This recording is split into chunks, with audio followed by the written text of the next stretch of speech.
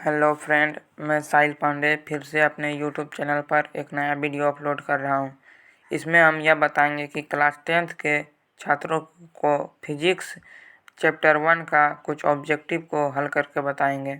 तो चलिए दोस्तों, बिना रुके करते हैं वीडियो को चालू। वीडियो का लिंक ऊपर डिस्क्रिप्शन में मिल सकता है दोस्तों। ऊपर डिस्क्रिप्शन में इस वीडियो का पीडीएफ बना हुआ है, तो आप डिस्क्रिप्शन में जाके वीडियो का पीडीएफ देख सकते हैं। तो चलिए दोस्तों, हम अपने वीडियो को करते हैं चालू।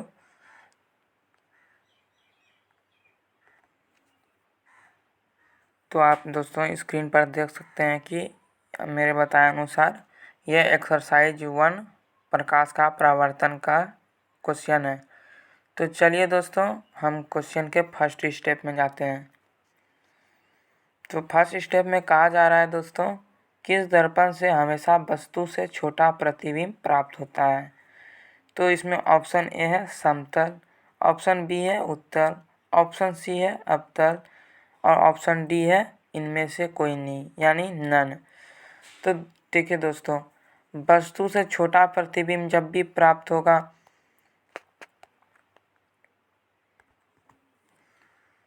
वस्तु से जब भी छोटा प्रतिबिंब प्राप्त होगा तो वो होता है हमारा अवतल, यानी ऑप्शन नंबर सी अवतल। तो दोस्तों, अवतल पर हम टिक लगा सकते हैं।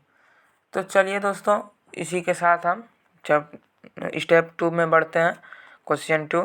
तो क्वेश्चन 2 में कहा जा रहा है, जब प्रकाश की किरण हवा से कांच में प्रवेश करती है तो मुड़ जाती है। तो जब भी सघन से विरल में प्रवेश करती है तो वो जब भी सघन से विरल में वो प्रवेश करती है तो वो हमेशा अभिलंब के निकट ही जाएगी, यानी बी नंबर आंसर। क्योंकि अभिलंब के निकट अगर कोई भी चीज़ अगर सघन से हम विरल में देते हैं तो वो अभिलंब से निकट में ही जाएगी। तो इसका आंसर हो जाएगा बी।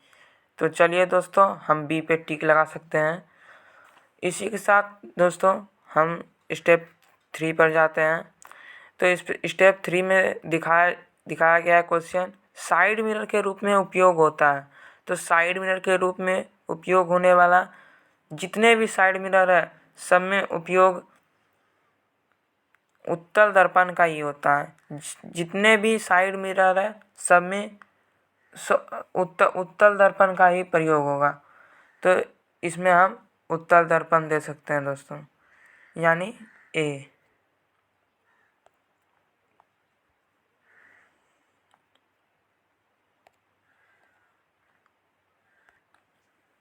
तो चलिए दोस्तों, इसी के साथ हम अगले स्टेप में चलते हैं।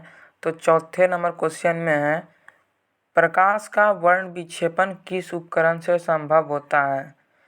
तो प्रकाश का जब भी वर्ण विक्षेपण होगा तो वो प्रिज्म से ही संभव होता है। तो इसमें दोस्तों, इसमें हम लगा सकते हैं सी पर टिक, यानी इसका आंसर होगा प्रिज्म। तो उसके बाद पाँचवा नंबर क्वेश्चन है दोस्तों, अगर किसी अवतल दर्पण की फोकस दूरी एफ तथा वक्रता त्रिज्या आर हो तो, यानी इस एफ और आर में लगभग कोई संबंध बताना है। तो दोस्तों, जब भी इन दोनों में संबंध होगा तो ये F is equal to r/2 का होगा।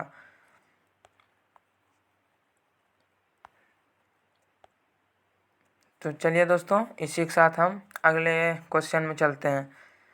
तो सॉरी तो दोस्तों, सबसे पहले हम तो इस पर टिक लगा सकते हैं, यानी ए नंबर पे टिक लगा सकते हैं कि इस दोनों में संबंध है f बराबर r/2 का। तो इसके साथ हम अगले क्वेश्चन की ओर चलते हैं। किसी गोलीय दर्पण की वक्रता त्रिज्या 50 सेंटीमीटर है तो उसकी फोकस दूरी होगी, यानी हमें अगला ही क्वेश्चन फिर से रिपीट किया गया है। यानी वक्रता त्रिज्या यानी आर अगर 50 सेंटीमीटर है तो उसकी फोकस दूरी यानी एफ कितनी होगी। तो एफ बराबर होता है r/2। तो हमें मांग रहा है एफ, तो आर के जगह पे अगर हम 50 रखते हैं तो टू से अगर हम 50 पे डिवाइड करते हैं तो 25 बचेगा, यानी एफ हमारा 25 यानी सी नंबर आंसर हो जाएगा। तो चलिए दोस्तों, इसी के साथ हम वीडियो में आगे बढ़ते हैं।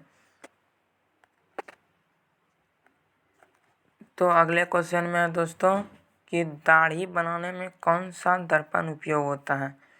तो दाढ़ी बनाने में हमेशा अवतल दर्पण का ही उपयोग होगा। जब भी दाढ़ी बनाने में उपयोग होगा तो वो अवतल दर्पण का होगा। तो इसमें हम लगा सकते हैं सी पे आंसर, यानी सी पे टिक लगा दिए।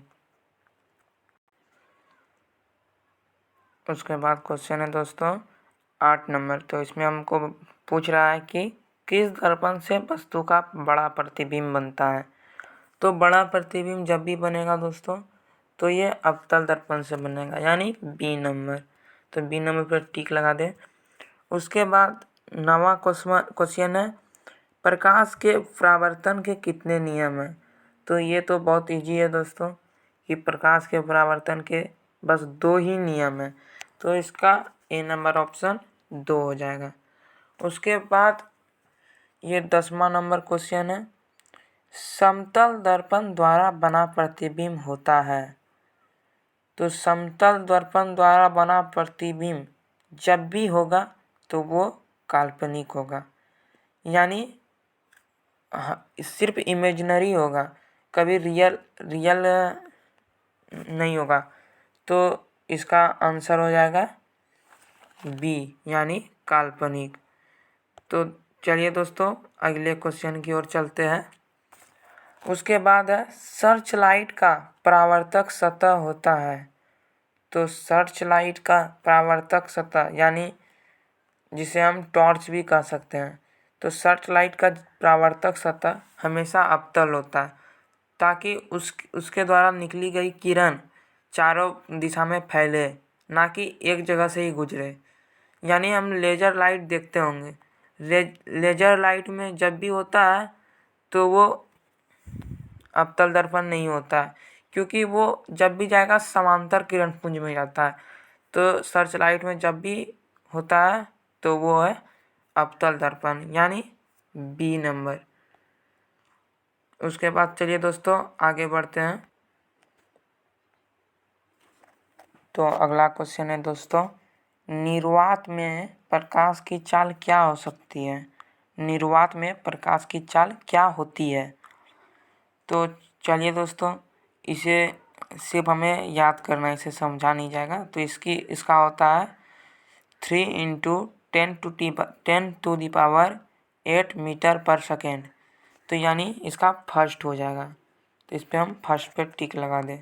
उसके बाद अगला क्वेश्चन है किसी दर्पण द्वारा आवर्धन होता है। तो किसी दर्पण द्वारा जब भी आवर्धन होगा तो वह +1 ही होता है। आवर्धन जब भी होगा वो प्लस में होता है और कभी वो शून्य नहीं होता है। तो इसे होगा +1, यानी बी नंबर।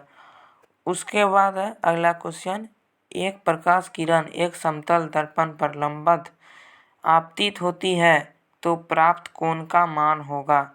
तो जब भी आपतित होगी तो इसका प्राप्त कोण का मान हमेशा 0 डिग्री ही होगा, हमेशा 0 डिग्री ही होगा। उसके बाद अगला क्वेश्चन है उत्तल दर्पण द्वारा बना प्रतिबिंब होता है। सॉरी दोस्तों, इस जगह थोड़ा सा प्रिंट मिस्टेक हो गया है, तो इसे हम यही पढ़ेंगे उत्तल दर्पण द्वारा बना प्रतिबिंब होता है।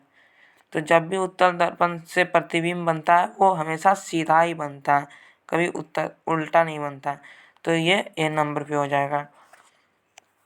उसके बाद अगला क्वेश्चन है दर्पण सूत्र है। तो दर्पण सूत्र तो सब जानते ही होंगे दोस्तों कि दर्पण सूत्र बराबर होता है 1/f = 1/v + 1/u, यानी आपका सी नंबर हो जाता है। उसके बाद दोस्तों लास्ट और आखिरी क्वेश्चन, उसके बाद आज के लिए बस इतना ही।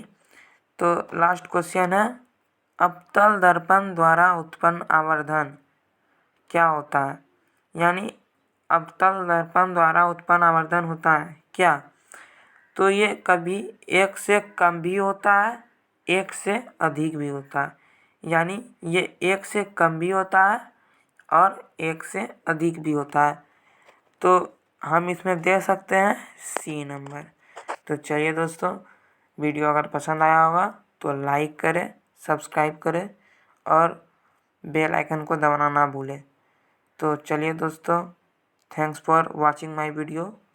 तो आज के लिए बस इतना ही, मिलते हैं अगले वीडियो में।